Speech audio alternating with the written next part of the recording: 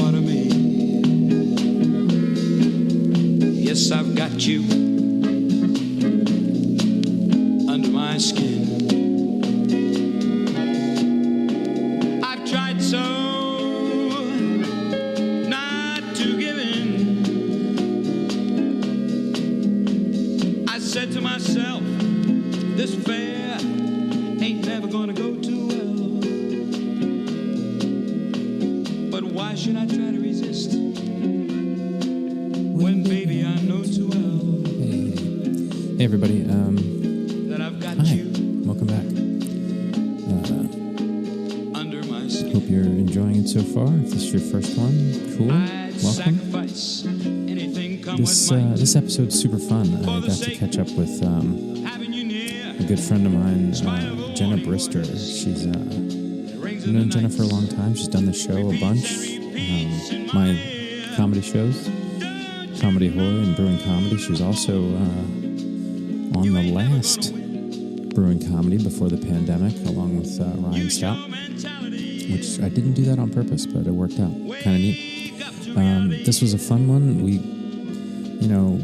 just keep talking about this pandemic. There's not much else to talk about, I guess. But we got onto some fun stuff.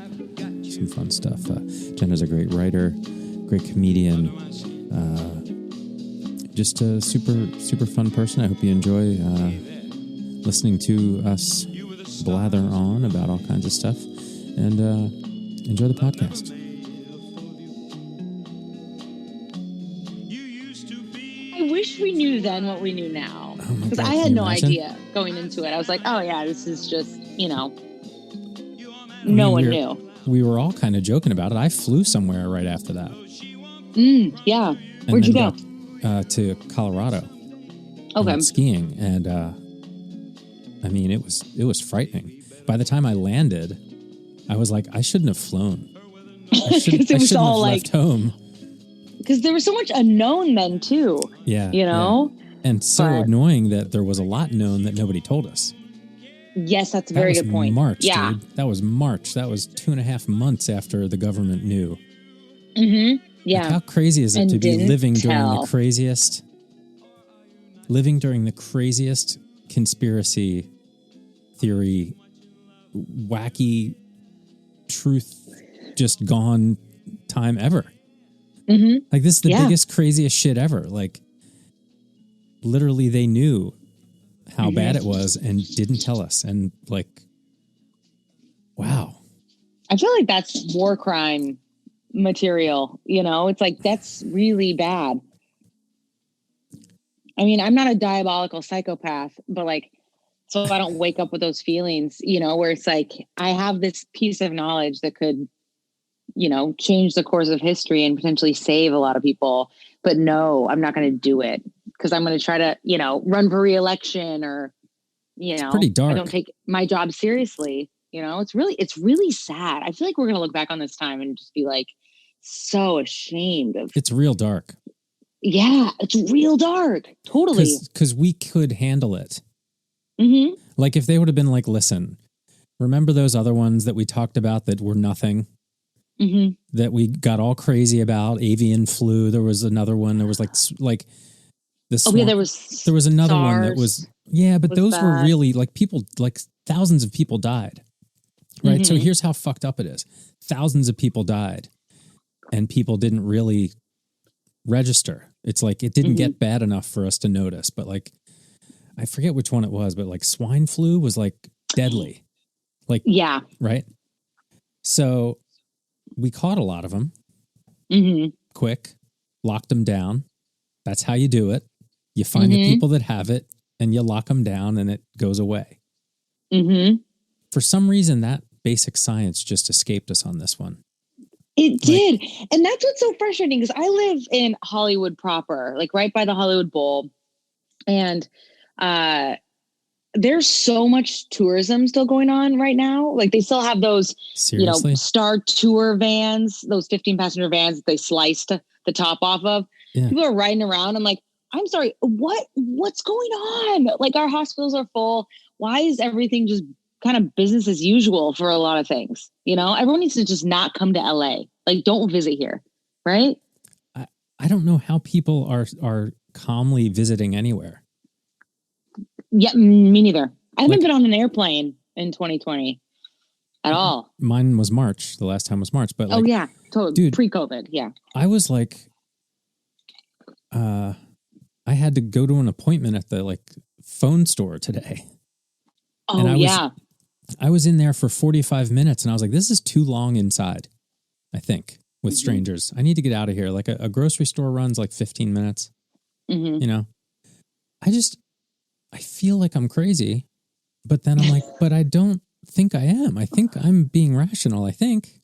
Yeah. There's a lot of the changes that I'm actually very down with, because usually going to a grocery store at night, I still don't go to gas stations at night because that's when you get approached. For the listeners, I am 5 feet tall. I weigh 100 pounds. And for some reason, a lot of strangers think that it's okay to just come up and talk to you. I love the grocery store thing where it's like, you do not approach a stranger or engage. Like there's no engagement thing that's really nice. Yeah. You know, that's my favorite. Also that now they're just admitting to sanitizing surfaces. I'm like, we could have just been doing this whole time. Well, you know, I'm actually worried of a rebound effect of we're going to have really weak immune systems because we haven't been out. Like normally you get a bunch of germs and you battle them off. And now maybe we're too locked down, and a cold will be really bad, but I don't know from all accounts, I don't think this is one, if we can avoid it now that there's 2 vaccines, it's a lot of hope. And it seems like they're rolling out testing faster. I can't stress enough. One of the reasons I started even having a podcast is am I fucking losing my mind?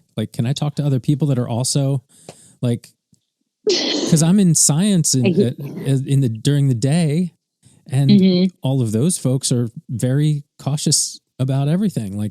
My office is not open again until June at least, and we'll reassess in June. I think they're taking a pretty smart approach to things. It's just odd. And I watch things on TV and there's people just out. Yes. Yeah. And I'm a little jealous, quite frankly. Yeah. Right? Yeah. How about you? I get massive anxiety about crowds or even the thought of travel. I bought a plane ticket to go to Seattle to see my family. And then the day before I just got massive anxiety about getting on a plane, and even though the airline is hey, Alaska Airlines, social distance, super safe. It was me. I'm the one who had anxiety about going anywhere, and which is so different because I've never thought about that. I've never thought twice about getting on a plane, because I don't think, planes can crash. Yeah. But when I'm driving down to Ralph's, I think I roll the dice even harder than getting on a plane. But it's definitely changed the way you just do everything. Yeah. I think you're the same too. We're even as comedians, you live your daily life, you go out with this very open scope, because you're always looking for, or open to funny situations happening, paying attention, instances, trying to pay attention. Yeah, totally. And now it's nope, blinders on. I don't want to know anything. I don't want anyone to know what I'm doing. My mask is on. I'm, getting my groceries and going home. Yeah. It's just so different, It puts such a, it just puts such a pallor over everything.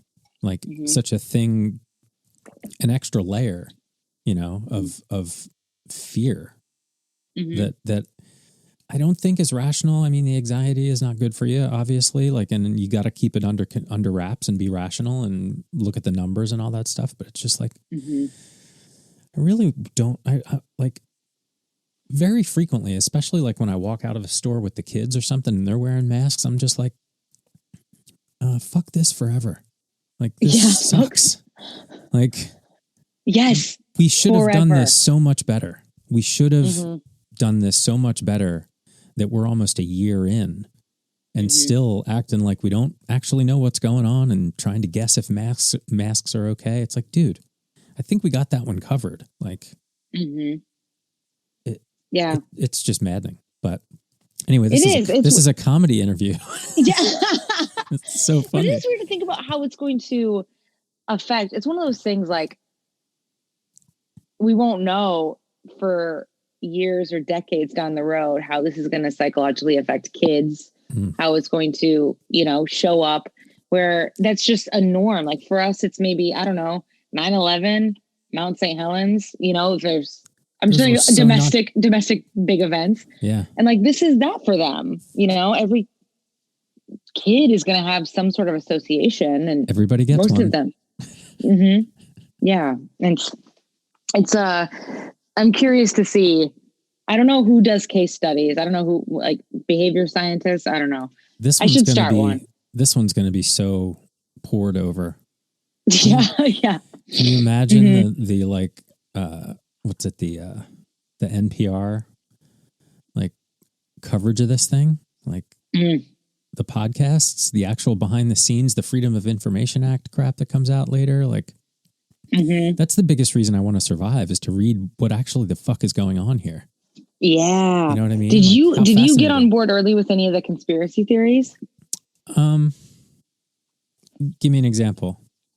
So this was in March. Late February.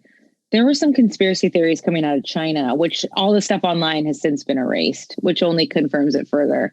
But this was not a bat situation. That's the easiest thing you can, point to. Be like, oh, the wet markets with a bat. But whatever the chromosome is of this coronavirus has measles and AIDS in it.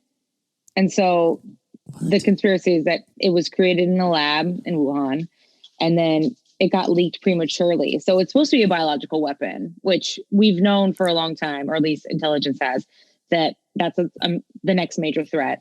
It leaked. It wasn't as deadly as planned.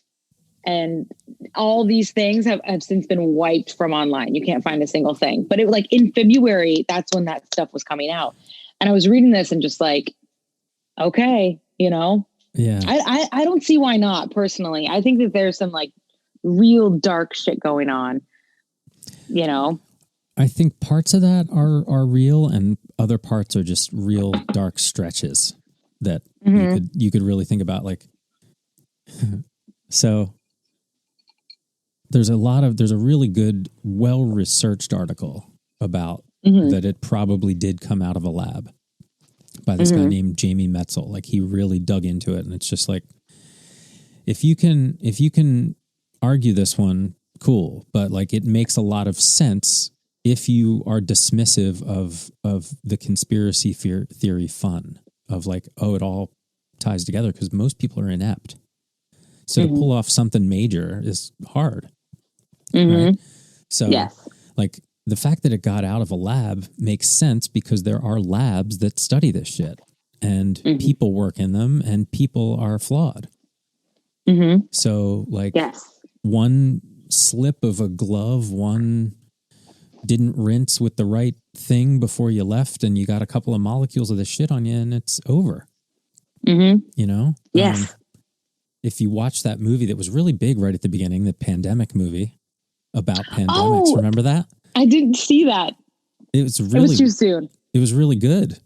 Okay. It was probably fairly accurate, except the actual thing, the actual contagion killed people like almost instantly. Like that was the only difference. It was like 2 or 3 days. So, that's scary. But like the chain of events and the bullshit and the panic and it was all there. And you're just like, yeah, we're not equipped for this very well. But so I do believe it's very possible it came out of a lab. But what's to gain if you wipe out so many people and destroy so many economies? Like I was telling Blake Wexler, I think, I was just like, listen, man, at least 32 billionaires own football teams. They've all agreed this year. They've all agreed this year they're not going to make anywhere near the amount of money that they're used to making. That's how bad this is. 32 billionaires of all the people that you think have a stake. It's just like, I don't know if they're controlling all this shit. Like, I don't know if they're smart enough to control a global pandemic. Maybe. That just seems like a stretch. It seems more like they fumbled it when it happened. You know what I mean? Like China fumbled it because they were trying to cover shit up. Maybe. Yeah. And then we fumbled it when we found out what we found out by covering it up.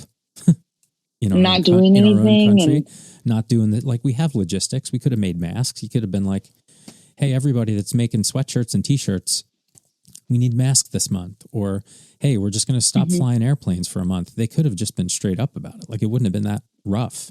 People would have been like, holy shit. People would have been like, holy shit, I don't want to get this thing. Lock it up, dude.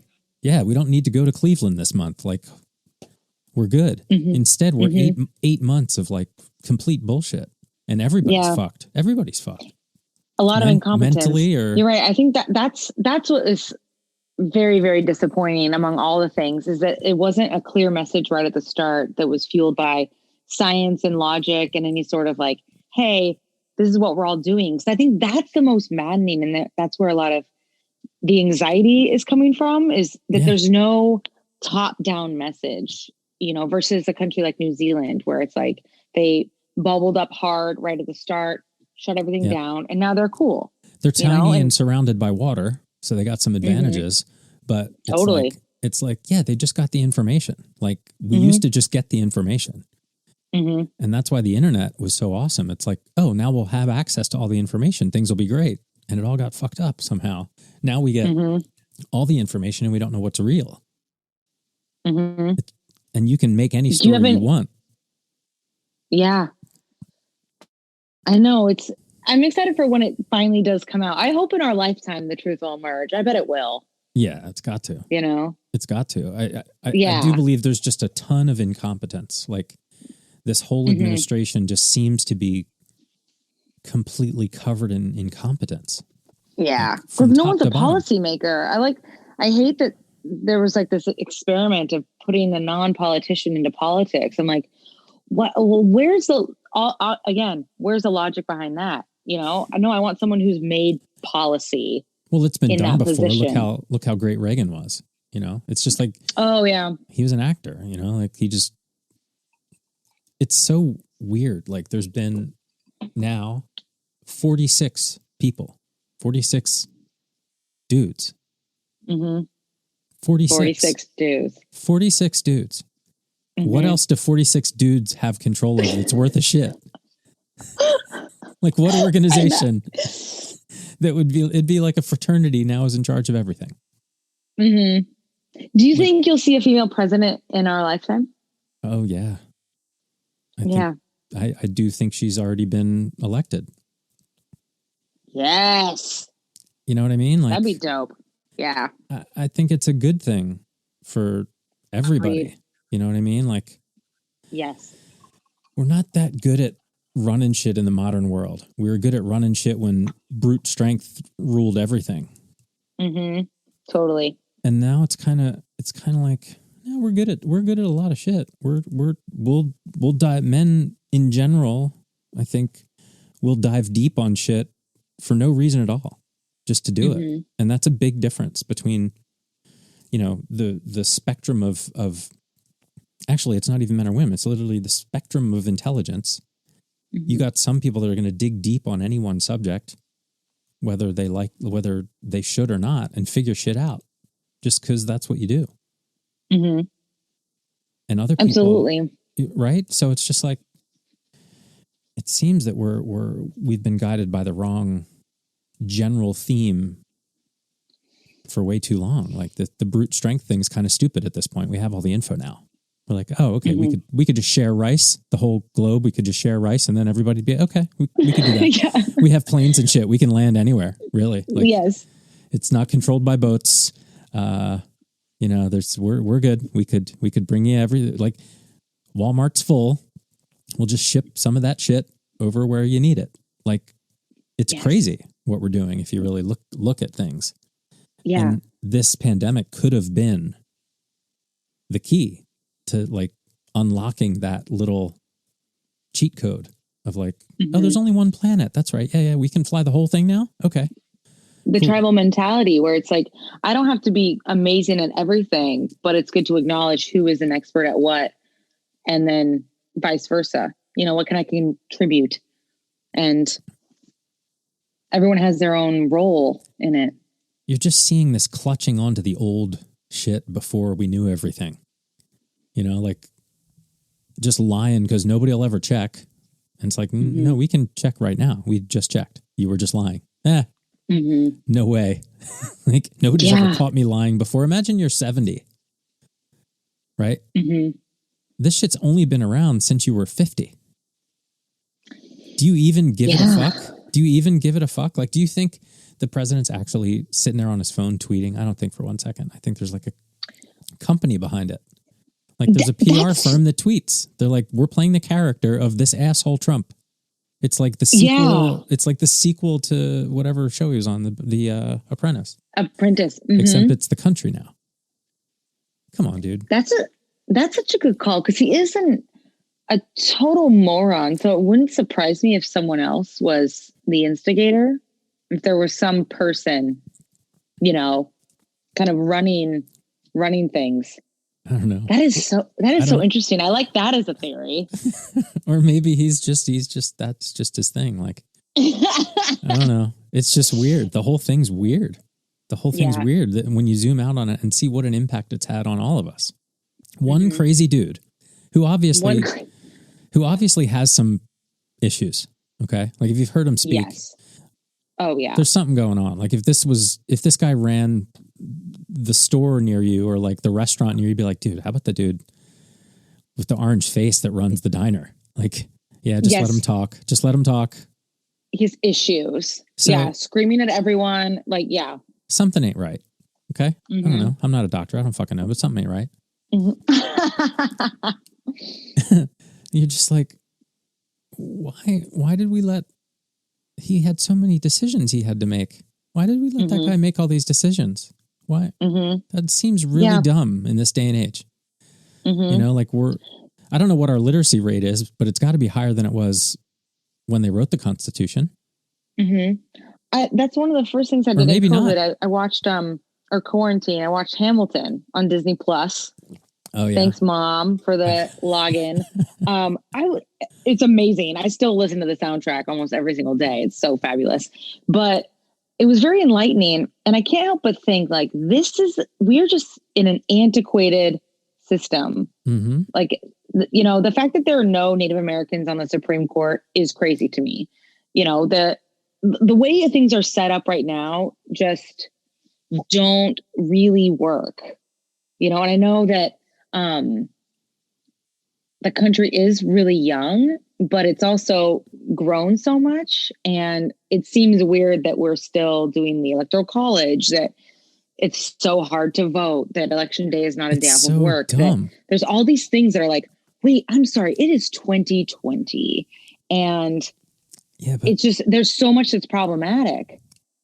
Yeah, but 74 million people saw everything that went on and still were like, we just want to keep this rolling. It's terrifying. So that's a problem. That's like, a disheartening. That's a problem. Number that came out of it. Yes. Right. Agreed. Like, and I'm going to give a generous 60% of that number to people who aren't paying attention and just always vote Republican. I'm going to give a generous 60% of that. Still not great. In the bubble. Still not great. A lot of it is people who just vote for their own interests and not for the interests of the masses. Yeah, but not even if they dig into it that much. Like, you know, we were supposed to get these massive tax cuts. Nothing really happened worth like good. Like it wasn't like everybody's like swimming in money again. Like the last time that happened where everybody was just like rolling in it was like in the early 90s. And that was just a bubble of bullshit anyway. It's like, I don't know. We've messed it up. We've messed it up. And I hope this is a good reset. I hope like civics comes back to younger people who like, oh yeah. I mean, you can already tell like even the kids that are just like my kids are way smarter than I was, obviously. The generation that's just coming together right now seems to have like not put up with bullshit, which is great. Be like, this is dumb. Oh. Why are we doing this? This is stupid. Let's stop doing this. This is stupid. We have the internet now. Shut up, old man. And that's how it should be. That's progress. Mm-hmm. But it should be exponentially faster, in my view, like than it is. We're like literally watching this. Well, we got to wait till January 20th. The paper says we got to wait till January 20th. It's like, why don't we just stop now? It's clear. There's problems. We're in a pandemic. Yeah, we have massive problems. Go play golf. Thank you. That was fun. Thank you. We're going to give the keys back to the people who can do shit now. It's weird, man.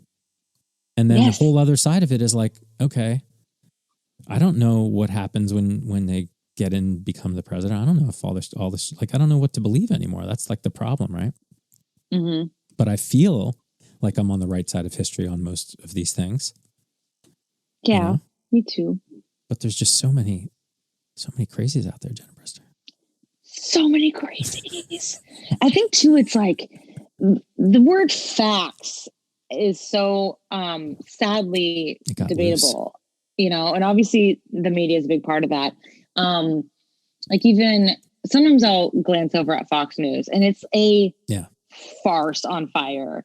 And I remember one time I was home, this was years ago during the winter. And this is the first time I really realized like, oh, there's a really big difference between news media. You know, I was watching CNN. Originally?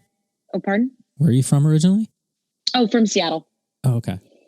And Fox News was on at the house and there was this whole 6-hour story with them reporting on that there's a Wolverine loose in Seattle. And they had this like chopper footage of, you know, a Wolverine leaping through the snow. And it was just like this fear mongering. It was just like stirring up fear. And I remember being at home and like, hey, can we change the channel to anything like, this is just an X-Men Wolverine movie. What is wrong with these people? And then of course it wasn't until 11 o'clock PM that they revealed it was just a coyote. And I was like, you took up 6 hours of airtime in the winter. This was like mid, 2010.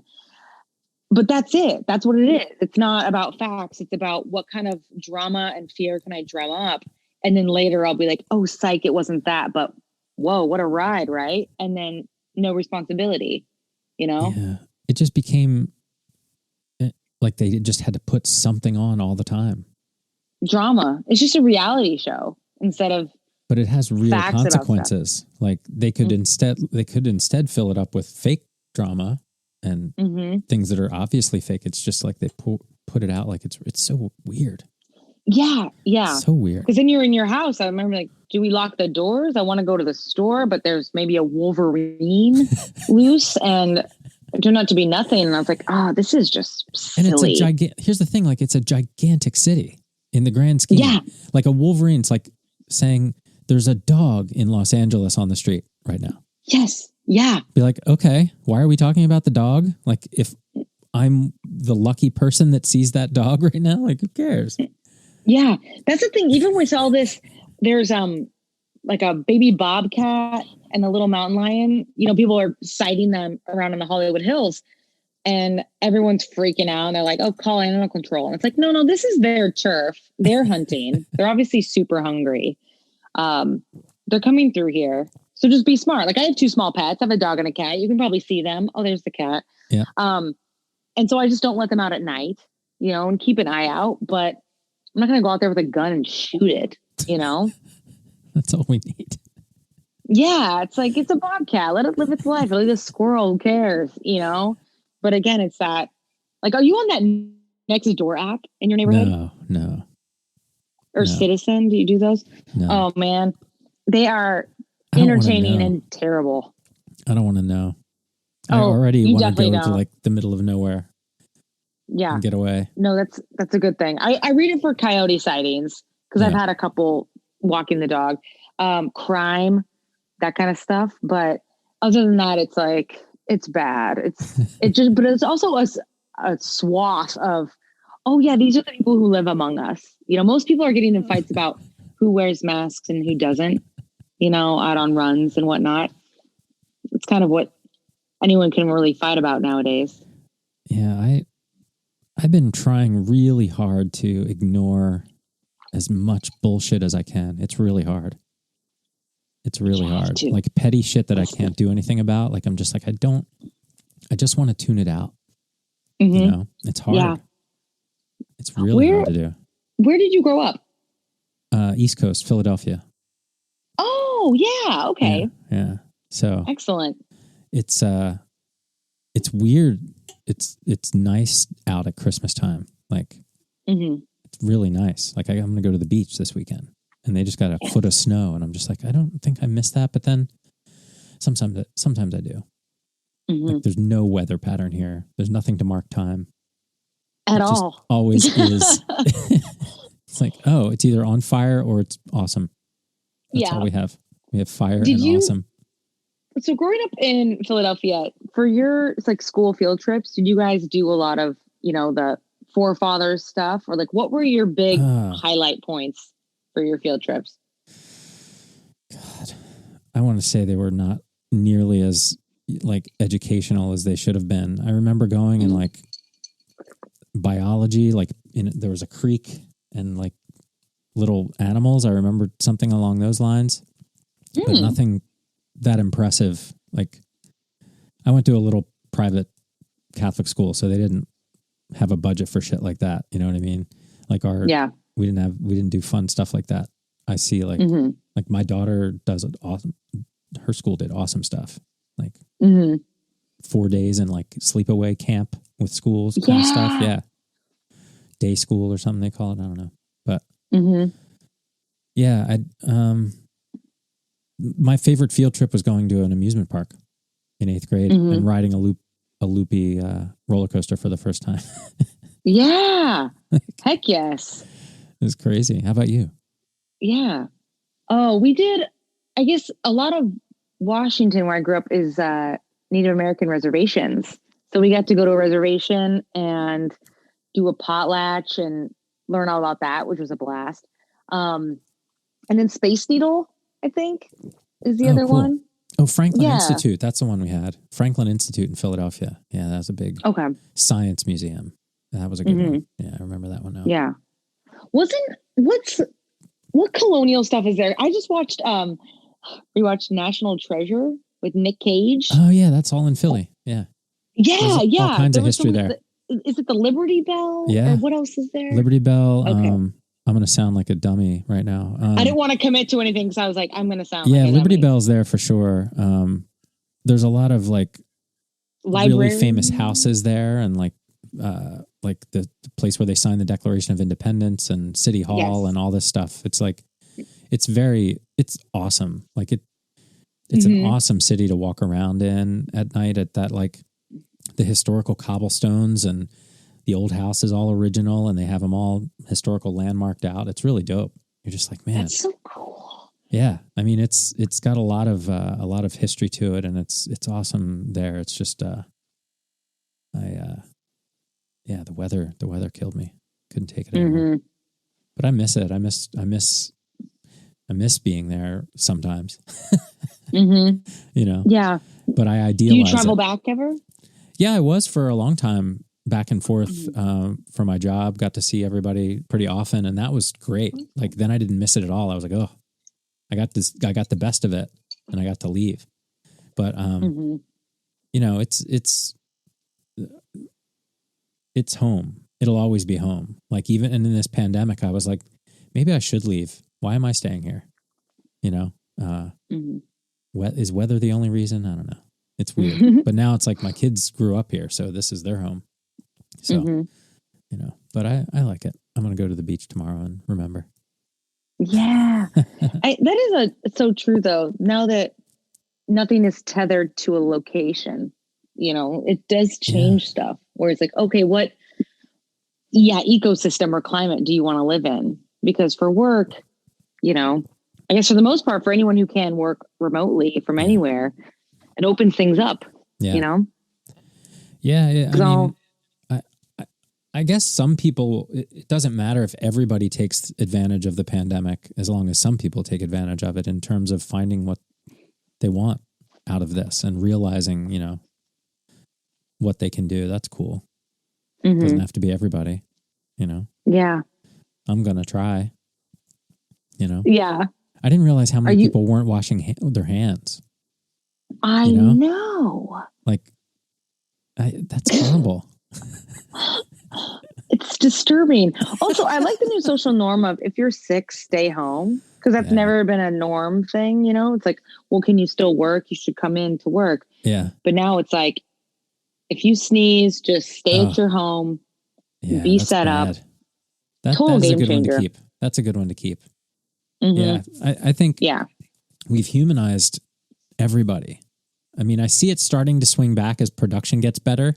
They figure things out. People are getting hair and makeup and costumes back and stuff like that. I was kind of hoping we could just, level off on some of that. like I can't imagine putting on, like, my son's teacher called them hard pants, like putting on jeans and going somewhere. Hard pants. Oh, Isn't that that's awesome? Funny.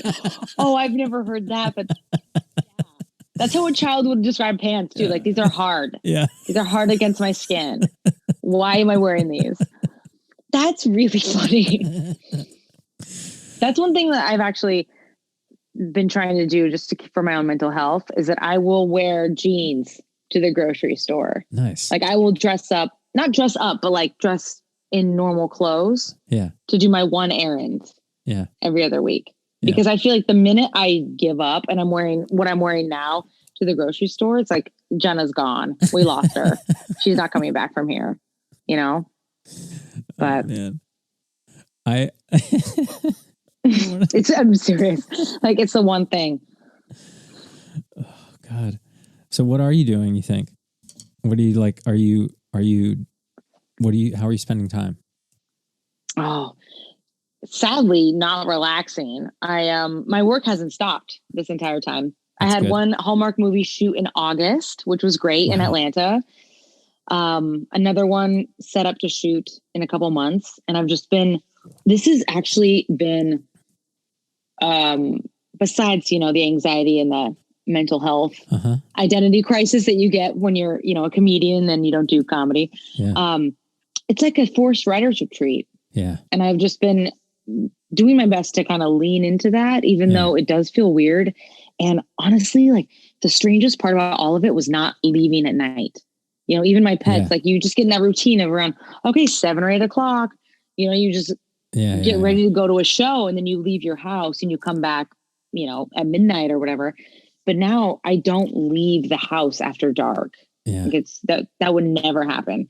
And so I've just been really writing a ton. That's awesome. Trying to, so that's been a good side effect from it. But then I find myself just missing, like, stuff like this, when you just get to sit around and just talk to people and check in and be like, how are you? Like, what's going on in your life? Jenna, you're number 9. Like, I'm like, I was getting, like, I couldn't even put my finger on it. Like, producing shows is one thing. I was just like, I had just cut off, like, a really important, like, outlet of, like, just shooting the shit, because work is work. Yeah. And I also think, like, comics especially, and I've only done one like this, but, like, I love Bill Burr's and Kim Kral's podcast where they're just talking to themselves. Like, I feel like that's the best way to, like, figure out what's going on to be a comic, comfortable enough to just say the words, you know what I mean? And get shit out of your head and figure shit out. But this is better because it's like the after show hang without the adrenaline of after show, but, like, totally just being able to shoot the shit. And, so I highly encourage you to start one. And, I know. Like what's going on with iSurvivor? Is that seasonal and you just do chunks and you stop? We actually ended after season 2, 36 episodes. Yeah. They were like, I think the show ran its course. The suits were happy. Which was great. And there's still people rolling in, with their own trauma stories, but that was a great podcast. I got exposed to a lot of stuff, and I think a lot of people did too, and found a lot of connection. And hearing survivor stories is always very educational. Yeah, but I think when I was hosting it, I had it was a hard experience, you know, because you're in the booth, you're holding space for these stories that are just deeply terrible. Like this terrible stuff happens to people. But then people would hear it and then write in their own trauma stories, and they would find me on Instagram. I mean, I deleted Facebook a couple of years ago. Yeah. And they would send you just all their trauma stories. And I was having a really hard time with that because I would just wake up in the morning, have a coffee, and then it's like, oh my God, you're not even like someone got a son. Yeah, trained for that. Yeah, like I'm a comedian. I got hired to host that because the producers saw me at the Hollywood Improv because I had that show, The Chatterbox, where I was interviewing comics after their sets. And here I am now, like kind of as a landing pad for global trauma. There's people all over the place being like, this happened to me. And I'm like, oh my God, I am so unequipped. Yeah. But even then, I think just maybe having the text box to share is enough. Means a lot. For some people, just to get it out of your system and be like, okay, here's this random girl who's hosting this podcast, you know? So Incredible. It is a gift though. Yeah. Yeah. I gotta say, you should do it. If you want. Okay, I will. If you want tips, I'll help. Okay, deal. Yes. Yeah. I just got a microphone. I need to set it up. Yeah. And then do it. But yeah, I think you're right. It is just healthy to be able to talk through this stuff, you know? And I think that's been a cool turn too, even in a lot of my friendships. Like everyone's just stopped pretending like we're okay. It's not like, oh, things are great. It's like, no, what kind of terrible thing happened to you today? Or like, you know, it's like, hey, today's the day I'm laying in bed, crying, watching Nancy Meyers movies. And they're like, great, awesome, love ya. Text us later. You know, it's just acceptable to just kind of feel through the feelings right now. Where I think before it was always like, okay, don't let anyone know you're having a hard day. You're supposed to always be up. You have to be on, you know, but now it's like, oh, pressure is off. Everyone's just dealing. Yeah. I mean, it's very interesting. I feel like this is like home stretch, like 3 to 6 months, just hold on. And then we'll get back to something normal with testing and vaccines, and life can return to hopefully a better version of what it is. But there's a lot of stuff that's just like, it's different. It's very different. I don't know like when I'll feel comfortable producing shows, which is the other thing. I'm just like, I like podcasting now. Yeah, totally. Yeah. But I know. I miss hugs, you know, live and show. I know people are doing them, but I know touring and I don't know. We'll see. What I missed is conversations more than anything. Like I feel like I don't have as many thoughts that I think might be funny later that I used to. You know, it's like there's this definitely big wall of like, that doesn't matter. You know, pandemic dummy. It is such a weird thing because that's usually you walk out your door and you're like, anything could happen and it could turn into something. And now it's like, okay, do not touch anything. Do not, you know, it's very like regimented when you go out into the world. Yeah. You know, you're not engaging with people in the way you usually would to get material. You know, it's like, I've completely stopped dating. I swore it off. I'm not going to for the next year. And most of my, you know, a lot of my comedy is derived from, you know, dating these jokers because it's just right for material. But it's like not in COVID, man, it is dark. Yeah. And so I'm on hiatus, my first intentional hiatus, which is nice. But again, it's like, I don't need the material right now. Yeah. I'm you know, I looked up your, sorry. I looked up, I couldn't remember the name of your Lifetime movie, The Killer Twin. Oh, but Killer Twin. Yes. As I was looking, I noticed your 2011 hit Boob Grazing. Oh, yes. Mm-hmm. Yes. A Funny or Die short I am in. For the listeners, I am a proud alpha cup, and I'm in this short called Boob Grazing, where, because this is also pre-Me Too, pre-Time's Up, where I, as a comedian, was like, yes, I will be in this video. And the whole premise is these two guys go to a party and they try to graze as many boobs as they can. And it's animated, with like numbers racking up. And so of course one of them like, grazes my boob at a house party. And I'm like, this is the kind of shit you just do when you don't know, we're like nowadays, like that would never happen. There's no way. I love that it was like it's a real credit. Like it's as official as your Lifetime movie. The internet is so weird. It's so weird. I know. We shot it at Funny or Die's headquarters. Like some of the scenes were there. So I was like, oh, this is legitimate. And then it's like, okay, no. Weinstein Jr., but it's a long journey. That's what it is. I just thought that was funny. Boob grazing.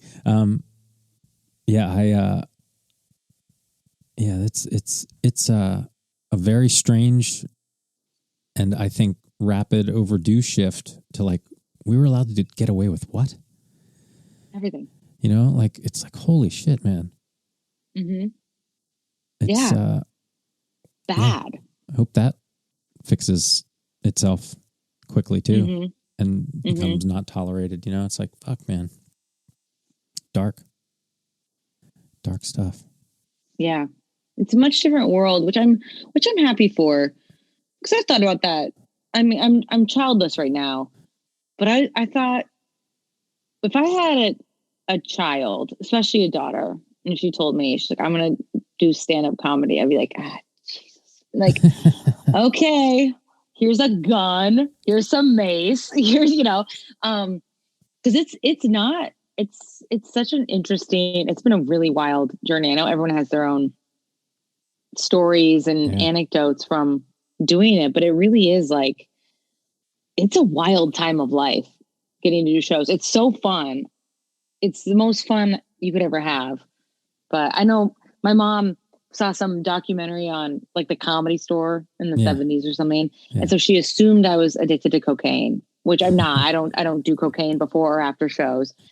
But she was convinced, that was what I was doing. And I was like, oh yeah, there's just so much about the comedian's lifestyle that people don't know and that you kind of decide just from either movies or TV or biographies and stuff. But you're right. A lot of it is like, I don't know about you, but like sitting around, like kind of meditating for a couple hours, writing a bunch of shit that doesn't make any sense later when you go back to read it, but then also it's the gift of getting up on stage and getting the real-time feedback, where you're like, I think this is funny. I'm going to find out. And that's so brave. How many people don't do that?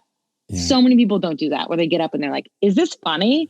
And then you get to find out, but there's no better high than when it is funny. Yeah. And that's what keeps us coming back because there's, you could write a screenplay and then maybe 8 years later, find out if that joke's funny. Yeah. But with stand-up, you find out now, tonight, if it's funny or not. Yeah. And that must inform your writing some too. I mean, I would think that that's a good way to test jokes that could make their way into movies. You're like, I know this is good. Totally. I tried this everywhere. I wrote a pilot a couple months ago and it's riddled with just these one-liners that I've used in stand-up. Cause I'm like, I know this works. This works. I've done it 80 times. And then when someone reads it, they're like, oh, this is funny. I'm like, I know. I've done it a shit ton. Yeah. But like that is a good thing because that makes me more confident as a writer where I'm like, this is not untested material I'm putting on the page, you know? Yeah, it's cool. I really, really enjoy writing a lot. It's super fun. Do you find the same too? Like, do you put your jokes or like premises and stuff in your writing? Yeah, they sprinkle in. They make their way, it's like, oh, I know that phrase or that word or that little setup is weird. But, as I've changed my stand-up too, they become, I like stories. I like longer stories that have tags, you know what I mean? So it's interesting. It'll be interesting to go back and try it again. And like, I think about my set. I'm like, does any of that still work now? I don't know. Oh, I know. I should go back and look. I don't think it does. A lot of mine has expired. Yeah, I gotta listen back. Yeah. And see. Yeah. Everybody took a break. Like if you were heading towards your 10 years or whatever the case may be, it's just like, pause on that. Yes. Although from what Reset. I've heard, people do get right back up and do okay, you know? I don't know. I need some, like space to think about, like to be funny again, like to not be worried about being around people again. As weird as that is, like a room full of people laughing at me seems like a nightmare. I'm sharing a mic, like handing this thing. Dude, that's not happening again either. Yeah. I clank it into my teeth every once in a while. So I'm like, how are we going to pass this off? Yeah. Are we going to be in a green room with masks on? Like, what's that going to look like? I think it's all going to go away, but it's going to be a couple of years, like a year, probably a year until we're all so over it. You know, neat stuff is happening with like genetics and figuring out who is susceptible to the really bad version, who gets the mild version, and we'll get it worked out, you know, but it's going to be a little bit, I think. Yeah. So definitely. So have you been writing a lot during quarantine? Not near as much as I want. No, I've been. We are full on. Your kids are at home. Yeah. I have a job. My kids, you know, we're doing house stuff. Like, it's real adulting, you know, and it was nice to have comedy as like my outlet, you know, and I love it. But it does require live audiences to be like successful. Yeah, 100%. I so agree with you. Yeah. But you know what, Jenna, you know what came after the 1918 flu? The Roaring 20s. Like, I think people are going to lose their shit for live things and appreciate them for a long time. Oh, I like so a live agree. comedy show. Like, holy shit. You know? Live music. I can't wait. Yeah. I mean, it will be the most exhilarating experience, even to like hug a friend. Yeah. You know, I'm doing those. I do those social distance walks or hikes sometimes, you know, but we don't hug. Yeah. You know, I'm like, oh, these are, you know, dear friends who become like family because I have no family here. Yeah. And you can't even hug them. And I think that's my pets are so sick of me because I make them cuddle me like really close. We have times, you know, we'll like slow dance around my room. So I'm like, please, this is all I have. Like, I haven't touched a person in so long. I think daily accurate fast testing is going to be your lifeline before vaccines. Like, that's the move. Yeah, have you been I get tested probably every other week at Dodger Stadium. Oh, do you really? Yeah. It's just a drive-through mouth swab. Yeah. You get results within 24 hours. So. Yeah, but why? Like, why? You're not going anywhere. No, but I mean, I think also just for my own peace of mind. And when I do go on those like social distance walks with people, you know, I don't know. I think if I do want to go out and do that kind of stuff, I just feel like I don't see why not. Yeah. Yeah. That's a good point. Yeah. Yeah. But I really have no idea if I've had it or not. I could have. I think you would know.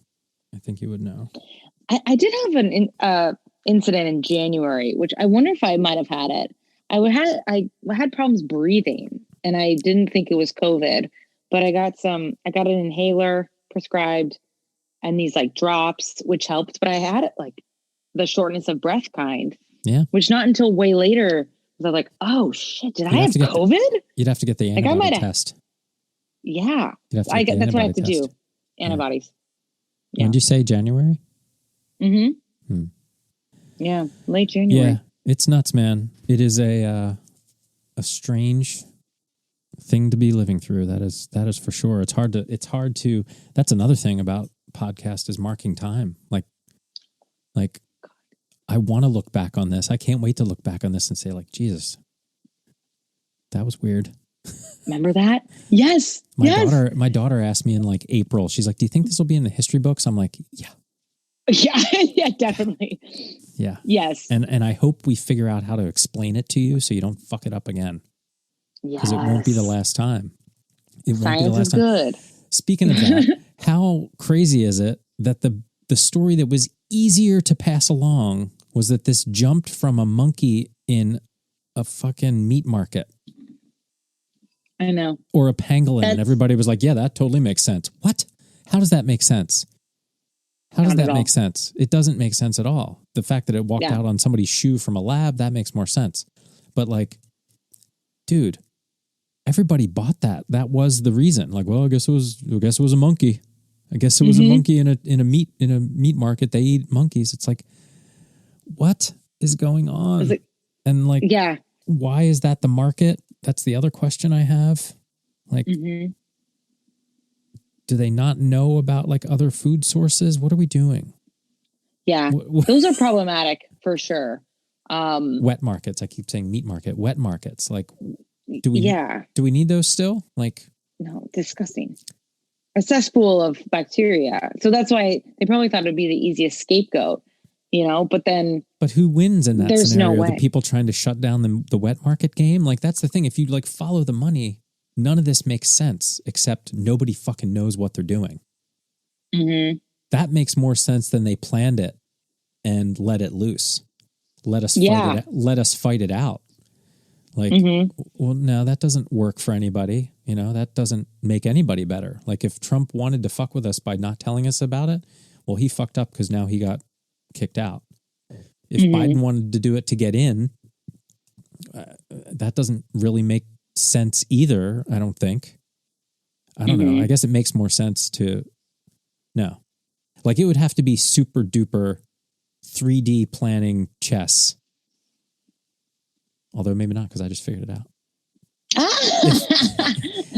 If the Democrats Matt's gambit were like, listen, if we release a pandemic, that will make Trump look bad and lose, and we'll win. Do it. Well, I don't know. That's a big risk. That's a big risk right there. Yeah. I think it just was happened. More economic driven. I think it was completely economic and just like, holy shit, what do we do? A lot of that. Don't do what the other administration did. Don't do that because they're bad and I'm good. Just not rationality is what happened. We lost reason and science and really weird. Meanwhile, the economy is doing great as well. How about everyone's thriving? Yeah. How about that, man? It's weird, isn't it? I feel so lucky to be employed, like so lucky to be employed and grateful. And I'm working harder than before, probably longer. Everybody's around. Yes. What are you going to say? No, I'm not available for the meeting. Yes, exactly. Yeah. I get emailed at night and I'm like, 9:30 p.m. Sure. I'll do, it's like, I'll write back. Like, I'm at home,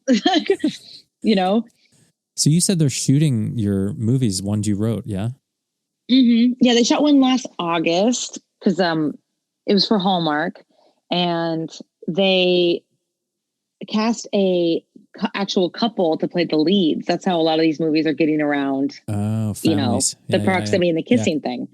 And so they had a COVID-free set. They're very, very strict. So I did not go visit set because, you can't just fly in and be like, hey, where they quarantine all together before, shoot it in 3 weeks, and then they're out. So they figured it out so that they can still be making stuff. Did you see it? But I haven't seen it. No, I should get a director's cut soon. Yeah. But I had to do a COVID rewrite. This was probably last July, which changed a lot of the stuff to exteriors and then lose group scenes, eliminate a couple characters. Yeah. And that was interesting too, where normally you'd have someone hug, instead they like give a wave. Yeah. Like they're really going for it. But I was like, all right, I'll do a COVID rewrite. Let's do it. So I pitched. Go ahead. Oh, I said right after I got those notes, I pitched one to see if they would go for it, and they didn't, sadly. Which was a wildlife photographer meets a lighthouse operator. So there'd just be two characters in the whole thing. So I might just write it anyways and be like, here you go, guys, now. In case COVID is still a thing this spring. You're welcome. Wait, say it again. A lighthouse operator? Yes. So she is a wildlife photographer, crashes her canoe into the rocks, takes shelter at the lighthouse. He lives there alone. They obviously, butt heads, and then they fall in love. But you only have two characters. So very COVID-friendly plot. I don't know. I'm just trying to adapt to the industry, Matt. I want to see this now. I can picture it. Right? Isn't it sweet? Where they are friends with the animals and you just zoom all the other sub-characters. Well, they could easily shoot that. Is the island... Is the island connected to land, or is it isolated? Why don't they get help? She crashed her canoe. Call an ambulance. Is she okay? Storm. Oh yeah, she's totally fine. Well, he knows he's also an EMT. He's going to be a jack of all trades, obviously. But I imagine it's somewhere rocky. Like the Maine coastline or Pacific Northwest. So there's whales, eagles, stuff like that. But I'm actually curious if I could pull it off. I'll probably try to write it. There's nothing going on. I'll write it in January. Does it play? And see. Is it within one day? Is this one day? I think it's going to be over 1 month. You got to give storm gotta has give him some time. Sucked them in for a month. Her ankle heals and she can officially leave.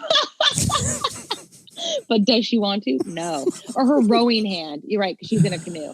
So her left. The only way she's leaving is in a canoe? Yes. That's how it is. It'll be like the San Juan Islands or the Channel Islands or something. There's a blackout. There's a big storm. I mean, you can actually stretch the imagination. In a Hallmark world, Kris Kringle's a real person. So you can really, Could this be in 1580? She didn't know there was land there? But somehow he crafted a light to it. I don't even know what it would have looked like in 1580. What is that? But no, that's a very good point, though, because that's what with Killer Twin, with my Lifetime movie, that's something they have to factor in now is cell phones.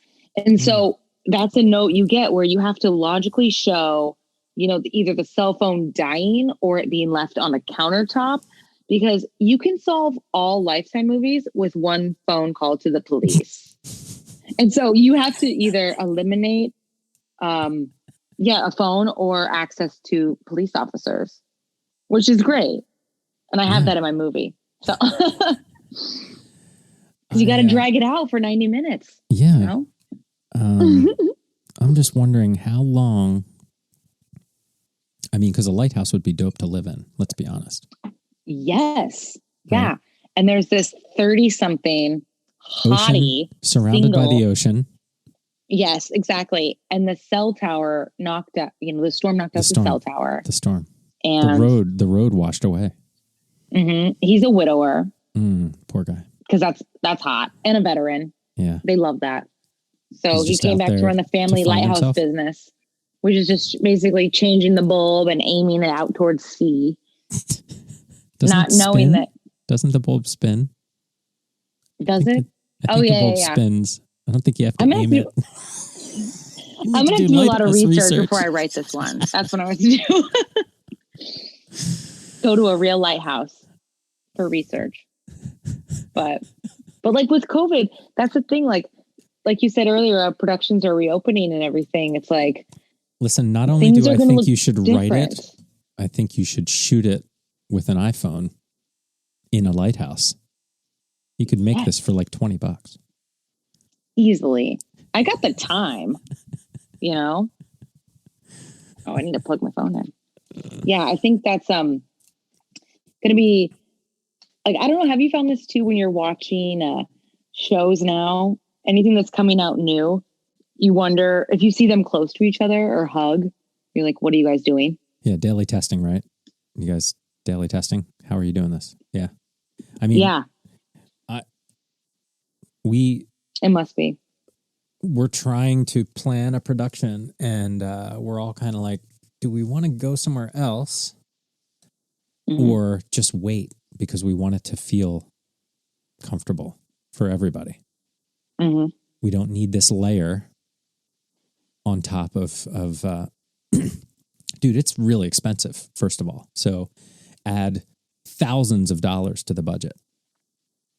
Thousands of dollars to the budget right there. It's just like, well, why don't we just wait? The other thing is, it's just impossible to think about. It's a different thing if you don't do what you wrote, right? Like you did the COVID rewrite, but it wasn't like, in this case, this is like somebody's passion project. So it's not like, just rewrite it. It's like, exactly. It's like you're capable of churning out things. That's great. Yeah, you can rejig it. You know, not that you didn't put a lot into what you wrote, but you get what I'm saying. Like, oh, totally. It wasn't absolutely. You know what I mean? Like, it wasn't a problem for you to rewrite it. Whereas it'd be like, holy shit, well, we'd have to completely redo this. We might as well not do this. Story. Yeah, like if your story can't be told. Yeah, but I wonder how long until everybody doesn't notice. I don't want to make COVID stuff because this will be gone in a year. Like, it doesn't make any sense. Like, my daughter's super into Grey's Anatomy. I'm not into it. I didn't really watch it, but this year's all COVID, right? For TV, I guess that makes sense that it's a medical show. So they're dealing with what's actually happening, right? But I don't think I want to make a movie with COVID unless it's interesting, because this sucks.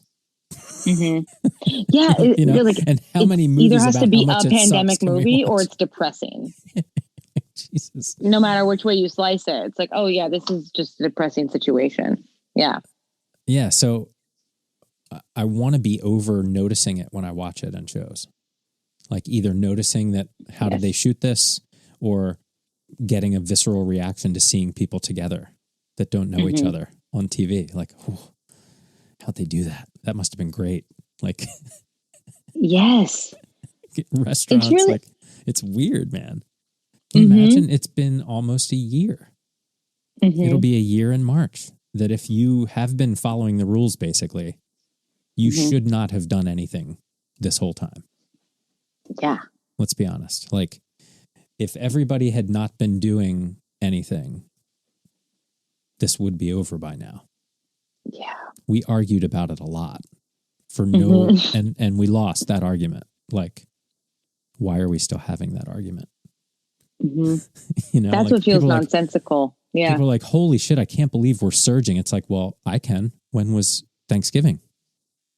I don't know about you, but I saw lots of full airports on TV. I heard lots of people and Halloween. Getting together. People at Halloween parties. Yep. I'm like, yeah. I mean, it's a trip. We're definitely gonna remember it, and I hope that we learn from it. I guess is the only way to think about, to be optimistic, because I feel like I'm harping on this every time. Like I'm like, okay, so I've released. This will be the 9th podcast. I've definitely talked about this with everybody, but I've also evolved my thinking.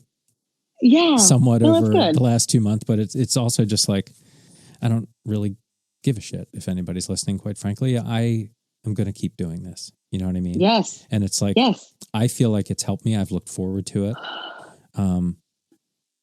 And like, now I'm like, all right, yeah, this is fun. This is really, if I'm not going to have shows, I'm going to keep doing this, because we're all still, I feel like we're all still doing stuff. At least everybody that I've talked to is like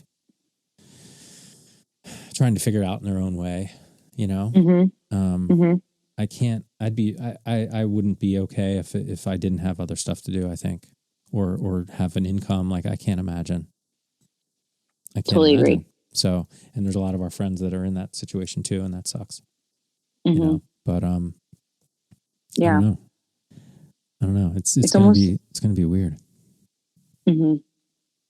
I mean, I'm glad you're talking about it though too, especially with comedians, because you know we're like just the identity crisis aspect of it was something I was really, really late to. Oh, yeah. You know, I got back into therapy and it was like the first thing that we talked about where I was like, I've been doing this thing since I can remember. I think this is the longest I've ever gone without performing since probably 5th grade. Wow. Being on a microphone. I was president of every school I've ever been to. Yeah. And I've always just loved the microphone. I mean, that says a lot more about me negatively probably than anything, but you're right. Like performing is such a part of my identity. And I think I was not prepared to have that taken away and then have to deal with whatever those feelings were, you know? Cause I think it just becomes this like fun way to test out material, stay relevant with my writing, see all my friends. That's when I saw all my favorite people was just doing shows. Yeah. You know, it's my entire social life. And so I think I really had a hard time. That was probably the hardest time, you know, which I know people have different degrees of really hard times, but I was like, oh, wow, Jen, you know, and so I've just been getting to know myself without that. And it's actually been very cool and very interesting. Huh. I'm amazing at making cobblers. I've been cooking a ton. Yeah. And I'm just discovering this whole other side of me that I've never been able to get to know because I'm out every night. Right. You know, and I like it. It's very different. Yeah. I don't want to, I noticed that, since March, pretty much, I've got to put my kids to bed every night. How dope is that? Totally. How dope awesome. Is that? Like almost awesome. a year straight. And I traveled a lot. I missed a lot of putting them to bed. I mean, I did it when I was here with them. I love doing it. But it's like, man, what a cool extra thing. Like that's what my son will remember for sure. Yeah. Like, he's going to be pissed if I ever leave. And he's like, going to be what? What do you mean you're not going to be here? So that's been really cool. That's awesome. But yeah, it's odd to not have that time. And now I'm going to be even more guarded of it. Right. Do I really want to go out? You know, better be a fucking concert or a really good comedy show. You know? Exactly. And not just someone's birthday, you know, it's that's done. No more of those, you know? It's if there ain't at least 100 people, I'm not going. Yeah, I know that's live music for sure. I mean, besides comedy, I think live music will be so cool to see. Yeah.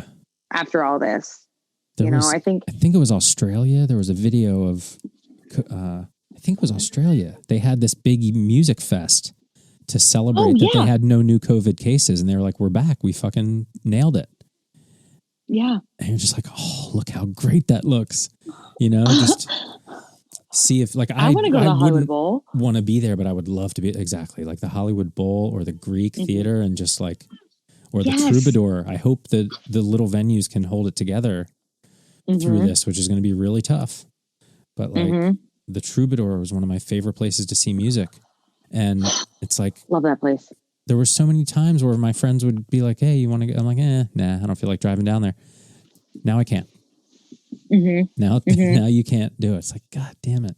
And I saw a lot of shows. So I think we're going to have a roaring 20s thing of just live shit's going to be huge. Theater is going to be huge. Look what happened to live streaming of theater. Yeah. Right? It's good, but it sucks compared to real theater. I think you're going to be and they got to make so much money back. They got to make so much money back. It was getting crazy expensive before. And now they've had almost a year of nothing. Nothing. The Pantages was running 2-3 shows a day. Yeah. at 60, $100 a seat. Done. Nothing. $20 beers and $10 M&Ms. Nothing. Just gone.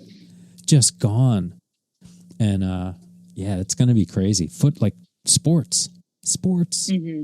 Like how crazy is it to watch football and it's empty and there's It's fake so crowd weird. noise. You're just like, this is so weird. It's bizarre. Are you an Eagles fan? Yeah. Yeah. I'm Seahawks. Yeah. Like, of course, it's like, it is really weird And that was to watch. That was their main weapon was the crowd at the, in the Seahawks, right? The 12th man. Like 12th man. They don't have that now. It's weird. It's really weird. I feel like it has to be so weird for the players because... Really? I don't know. Probably. I mean, yeah. Like, I was an athlete growing up. I played tennis in high school and college. And, I mean, tennis doesn't have the crowds that the Seahawks has, you know? But there's just something about the energy that hypes you up. And if it's not there, it has to feel weird if you score a touchdown. It's like... I just wonder if... is all that sound... Are they hearing that sound? Is that for them? Or is that for us watching it on TV? Do they hear it in the stadium? I think they can. Probably not as loud, but I feel like they can. Huh. I don't know the answer to that. Yeah. It definitely makes a difference, you know? Any performance, like it'd be like you standing in an empty room doing stand-up on a Zoom stand-up show. Like it's not the same. It's just not the same. You're not looking somebody in the eye in real time.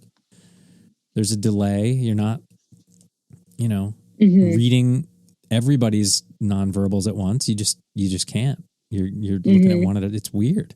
I haven't done any of those Zoom shows, but only because it's just a different thing, and I don't want to do it. No. Plus, I'm on meetings on Zoom all day, so I don't want to infect the thing I love with it. I'm just going to wait until I can do it for regular. Totally. Because the audience matters. That's I think the difference, you know, in the mentality of it. Is it about me or is it about them? And I think for me, it's always been about them and like trying to make people laugh. And I have this weird thing where I feel like I'm mostly thinking about the craft of it, not either me. Like I don't really seek attention. You know what I mean? Like it's, did I get this right? Can I get this right? Can I make this work? You know? And doing Comedy Ahoy in that bar and then brewing comedy was just like, you had to really dig. Sports Harbor. Dude, that was a great show. Remember that place? It was such a hole. That was like one of the last of the good dives on the West Side. We really scored there, man. I don't know how we got 5 years of a show. Like, it was so fun. And I did not miss one. Yeah. So crazy. So nuts. Yeah. I still have my shirt. Do you? Yeah, of course. I love those shirts. I love that shirt. Yeah, I mean, that was a game changer. I mean, so fun. And you just learn so, like, it was so funny because Brian and I would always, like, switch off hosting. And there were people that came every month. Like, there was like, I would say easily 10, maybe 15 people that came every month and had seen everybody. And I would say for the first 2 years, I bet both Brian and I would repeat jokes so often, like, because that was like one of the few shows we had. So like, it took me a while to be like, I can't keep doing this. Like, I'm not changing it enough for them. Cause they're like, Wayne. Yeah. He's like, listen, dude, fucking stop telling me that story. I'm like, you're right. And then, and so like, we would just eat shit every month because if we were doing a set, just like, well, I got to try 12 new things because these people have seen it all. Like, I can't do this joke for them again. So when it would get really crowded and there would be like a ton of new people who'd be like, oh, I'm going to do the old shit. Cause you knew it was new for them, you know, but it was just, oh my God, I missed that show so much. That was fun. That was a good one. We had, it's funny, like the shit that came out of that show, like the weird meetings that people had and stories of that show is like, fuck yeah. Contributed something. Yeah. I think oh, he's going to kill me. I think John Huck, I don't know if he has a kid yet, but he's definitely married. And he married his wife who he met at Comedy Ahoy. No way. Yeah. Oh, I love that. I don't know if there's a new human involved, but I know that he met his wife at Comedy Ahoy. Oh, that's Isn't awesome. that amazing? Isn't that amazing? So sweet. Yeah, it was just a ridiculous spectacle in that bar. And it was so hard to pull people's attention. I had the O'Brien's Thursday night, not far from there, for many years. And like, doesn't always feel like, I always feel like I was getting away with something because it was so fun and such an enjoyable night. And the bar is cool. It's like that same kind of dive vibe. And I was like, did I like crack some sort of code where I'm allowed to do this as a grown up?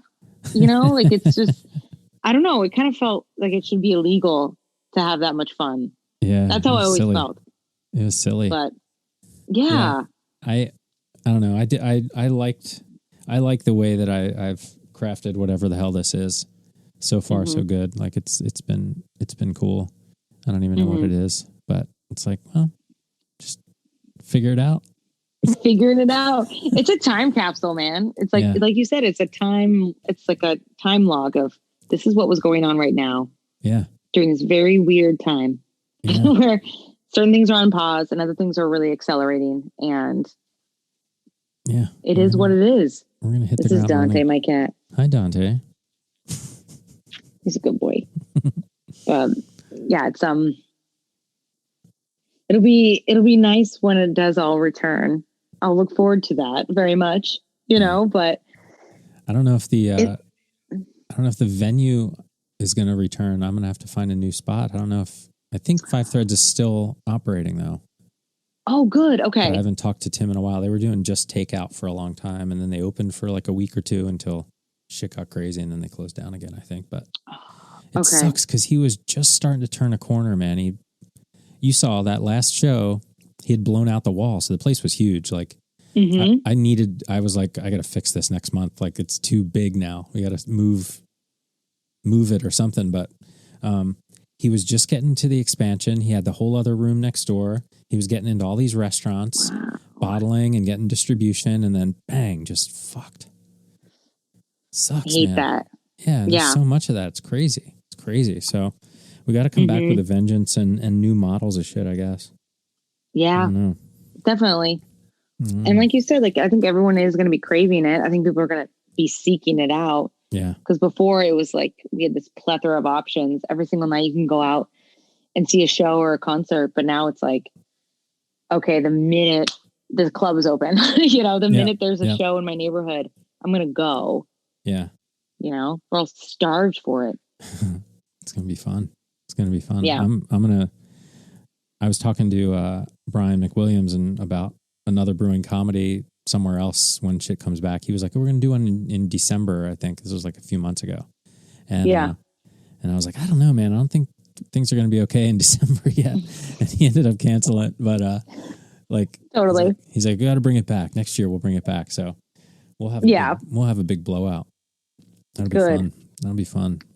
I'll be there. I miss it. So, anything you want to like plug or talk about, or, I mean, I guess I'll put like notes and links to everything in the notes, like your shows and movies and all that. Yeah. Shit. That's probably the only thing is later this spring on Hallmark it's called The Wedding Date Mix Up, and it'll end up on Netflix eventually. Is there a lighthouse in it? That's the only thing. Pardon? Is there a lighthouse in this one? That one does not have a lighthouse, but I am going to go into a cave this week and write the lighthouse one because I think there's something there. Because you've seen those before sunrise, before sunset movies, right? Mm-hmm. Yeah, I think it's going to be that. Just we got 2 leads, you know, they can shoot it in 4 days, 1 locale. I love it. Yeah. But thank you so much for having me. This has been so nice. I needed this, honestly, for my sanity. Yeah. It's been really nice. It's super fun to chat. I will link to all the show notes and oh, thank you. We will get this rolling. It's been so nice talking to you, Jenna. Yes, you too. And good to see you even in 2D. And thank you for hosting this. Absolutely. And we'll have you back again because who the fuck knows what, there's no rules. Who the fuck? There's no rules. Yeah. All right. Have a great night, okay? Yes, I've got you under my skin. I've tried so not to give in. I said to myself, this affair ain't never gonna go too well. But why should I try to resist when, baby, I know too well that I've got you under my skin. I'd sacrifice anything come what might for the sake of having you near. In spite of a warning voice that rings in the nights, repeats and repeats in my ear. Don't you know, little fool, you ain't never gonna win. Use your mentality, wake up to reality. But each time I do, just the thought of you just before I begin. Yes, I've got you under my skin. Hey there, you were the stars in your eyes. Love never made a fool of you. You used to be too wise. I said, now, hey there.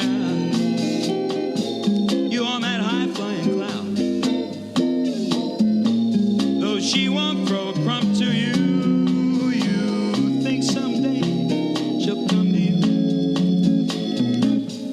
Baby, better forget her. Her with her nose in the air. She has you dancing on a string. Break it and she won't